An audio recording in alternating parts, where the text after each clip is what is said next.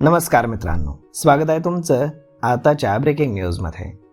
मित्रांनो, सरकारनं राज्य आणि केंद्रशासित प्रदेशांना मोफत धान्य योजनेअंतर्गत केंद्रीय साठ्यातनं 3 महिन्यांचा म्हणजेच जूनपर्यंतचा तांदूळ आणि गहू आगाऊ जमा करून लाभार्थ्यांना त्वरित वितरित करण्यास सांगितलंय।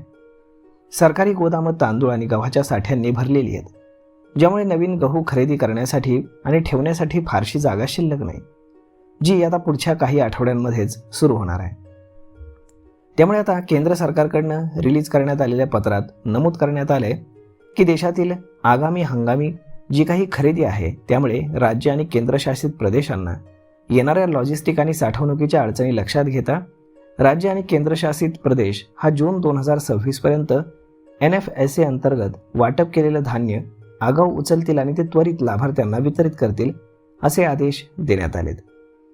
यामध्ये आता FCIकडे 37.5 दशलक्ष टन म्हणजेच मेट्रिक टन तांदूळ आणि 23.5 दशलक्ष टन गहू साठा आहे।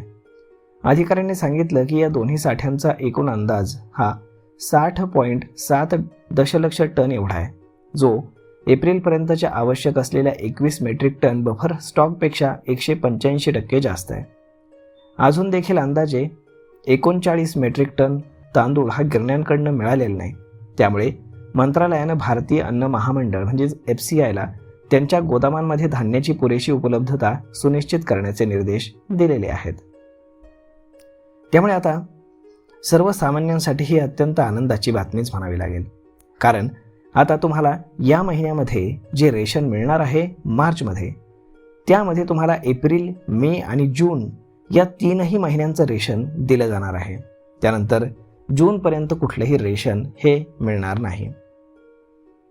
तर मग मित्रांनो, हा व्हिडिओ तुम्हाला कसा वाटला हे तुम्ही आम्हाला कमेंट करून नक्कीच सांगा, आणि जर आवडला असेल तर आपल्या जवळच्या मित्रमंडळींसोबत देखील हा व्हिडिओ तुम्ही शेअर करायला विसरू नका।